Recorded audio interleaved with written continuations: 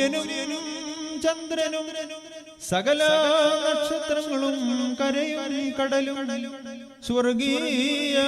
യെരൂശലേമിൽ പേരെഴുതപ്പെട്ടിരിക്കുന്ന ആദ്യജാതന്മാരും മാലാഖമാരും പ്രധാന മാലാഖമാരും റീശനോസന്മാരും ശുദ്ധോനന്മാരും മൗതുബന്മാരും മോറോസന്മാരും ഹൈലവോസന്മാരുമായ അനേകം കണ്ണുകളുള്ള ക്രോബന്മാരും